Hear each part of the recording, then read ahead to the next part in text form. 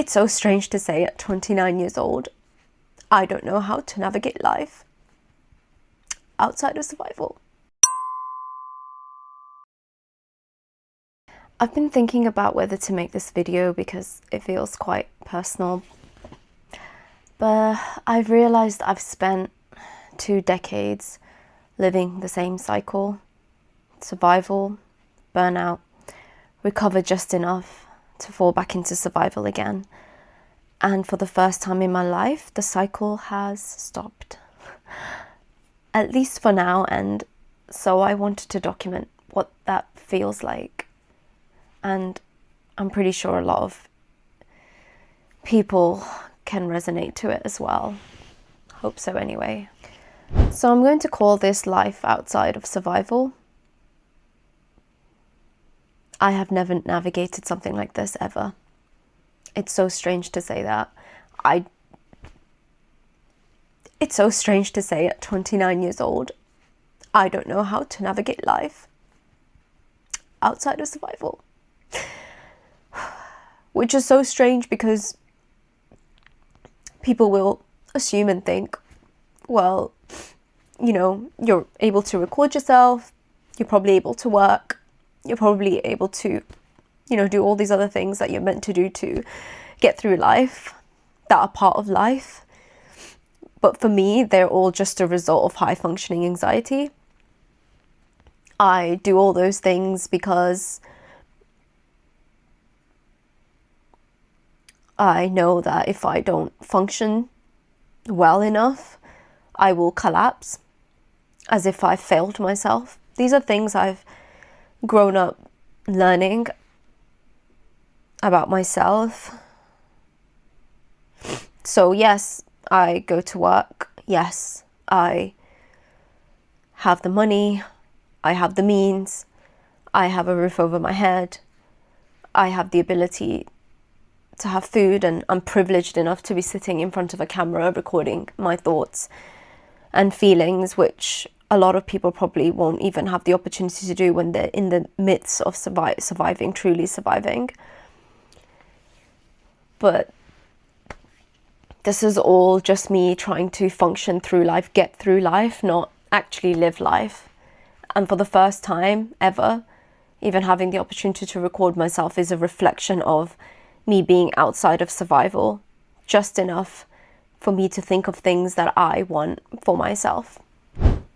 When I was a child, I used to think that there was an end to the hardships we were going through. We were really poor and we were working class immigrants, didn't have the money, didn't have the means, didn't have the family, didn't have the connection whatsoever. And I used to think there has to be an end to this hardship. I need to grow up as fast as I possibly can so that I can make a difference and change it all for my mum, for my family. I can just quickly grow up, and it's only possible if I grow up and I make money and I find that stability for everyone. That's what I used to believe, and that's exactly what I did. I grew up, I found jobs, I made the stability, but I was still surviving. I thought there would be an end to the survival, but it didn't leave me. It followed me, and up until recently, that's all I keep doing. Jumping headfirst into resolving family's issues and problems, jumping headfirst into being there for people at the expense of myself. That I forgot that there's also another aspect of life, another aspect where you wake up and don't feel such heaviness within yourself, another aspect where you don't feel scared to just get through the day. You don't feel scared of getting through a day. The worst thing about being in survival mode is it's what's going on up here.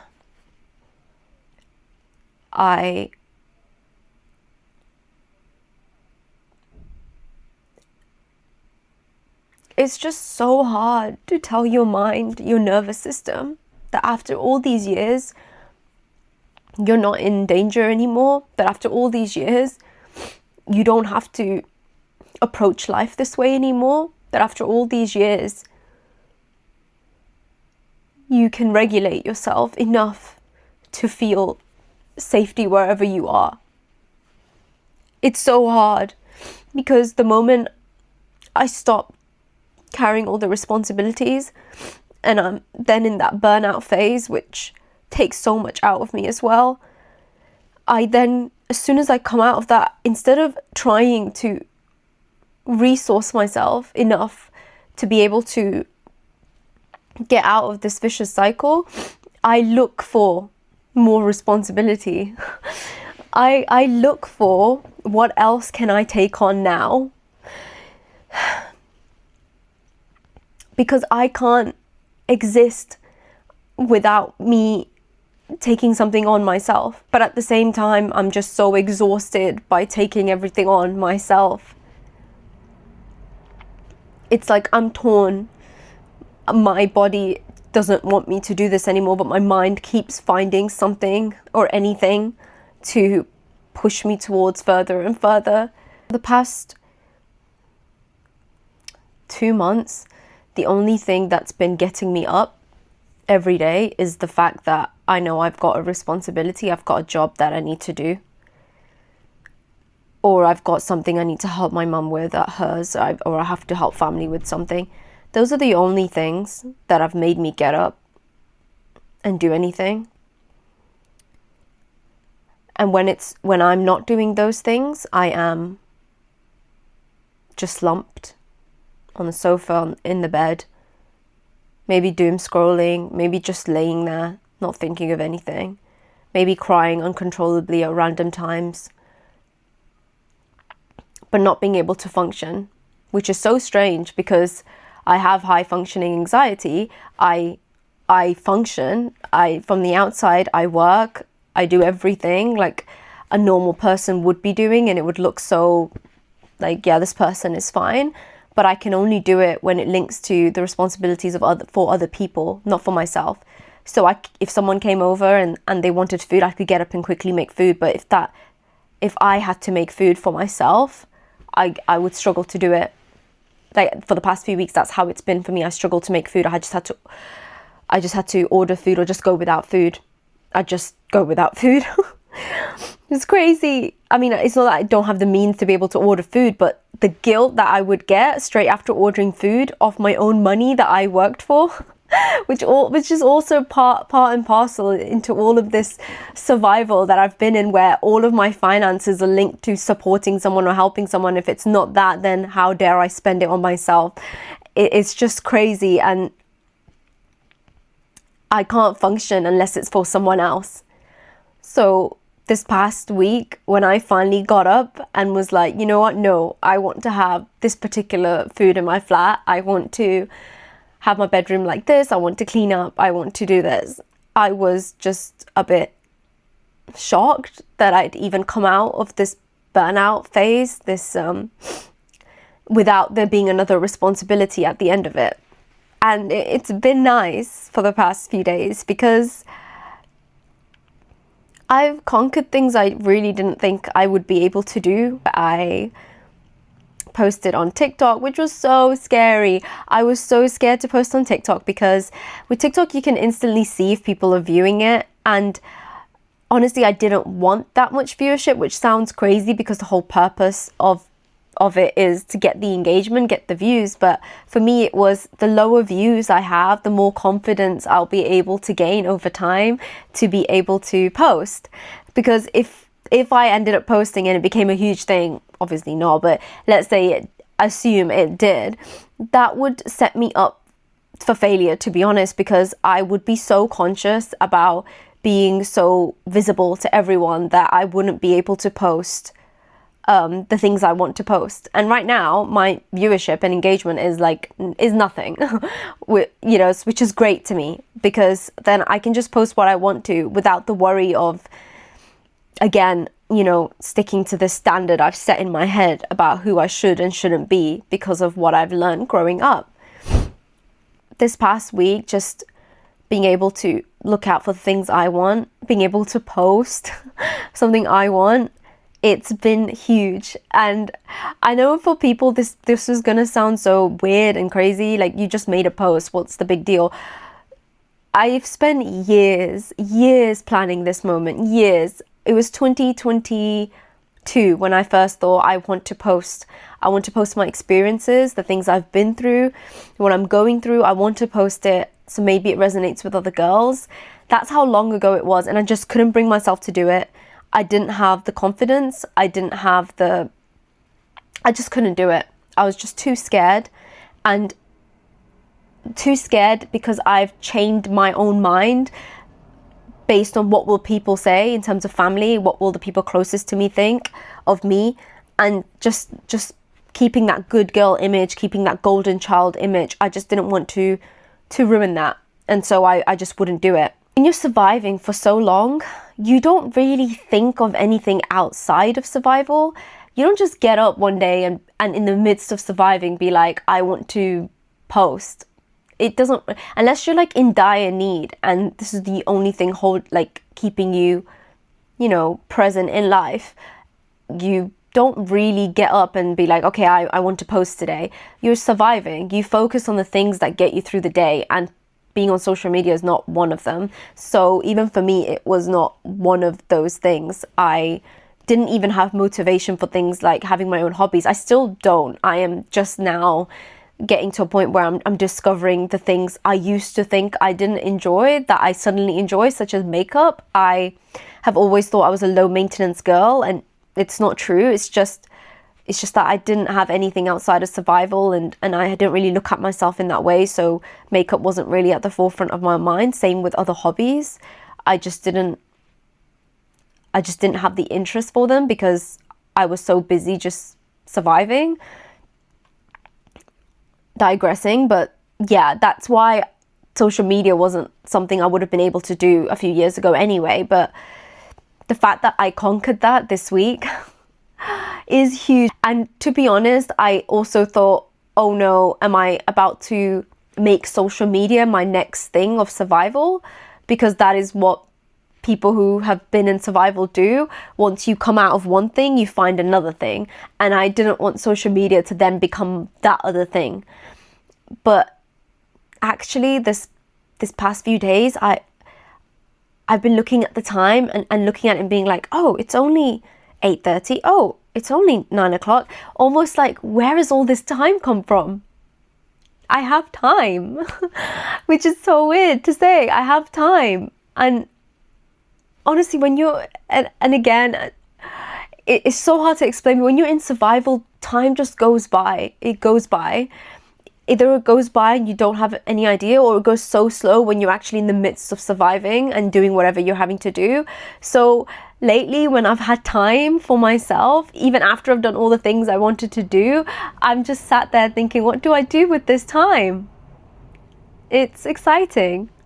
First time I've come out of burnout without there being something else that I'm jumping to. That's never happened before. I wake up feeling lighter. I wake up feeling present in my life.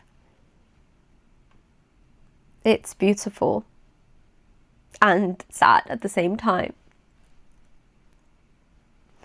Because I don't know, I feel like, is this what life is meant to be? You know, when people would say, oh, you go through bad times, it's part of life, you get through it, you learn something, you still live life, right? But I would be constantly going through things, and I would be like, but it doesn't feel like it's just something I'm going through and I'm still living, It would feel like something I'm just trying to reach the end of, and then again I'm still surviving. So for the first time, it doesn't feel like that, so it's huge. And my brain is not immediately scanning for something new. I'm trying to tell my mind that, look, even if tomorrow something goes wrong, some financial thing comes up, some family thing comes up, some emotional thing comes up, whatever it may be, I'm not doing this to myself. I'm not jumping back into survival mode again. I have to take it for what it is and take it one step at a time and not lose out on all the things that I'm trying to build right now. So that is what I'm aiming for. This week has just been trying to control my emotions, trying to tell my mind everything is going to be okay, that I can regulate myself outside of survival, that there is life, that there is things actually to live in, not and get through. The things I'm yet to be able to do are things like going outside for myself, which sounds really, probably is going to sound really crazy to everyone. But I don't go outside much at all. I don't remember the last time I went outside for myself. I think it was like 2 months ago, there was a concert happening, and even that I cried so much before I mustered up the courage to get up and go, because I just thought, what's the point? If I'm going to go and enjoy myself, what is the point? Because I still have to come back to this life. I still have to come back to my survival. So because of that mindset, because of what I was going through, I just won't invest or give time to things for myself. So going outside is one of them. The weather is so beautiful, and I look at it and everything, but I would just be like, I don't want to do anything. I don't want to be outside, because it would give me anxiety knowing that I'm going to have to come right back here to this state, to this mental state, and have to live through things, have to go through things and not be living. I'm hoping that next week my mission is to be able to go outside for myself, even to a park, not slip back to old habits, don't find something to worry about, to survive through.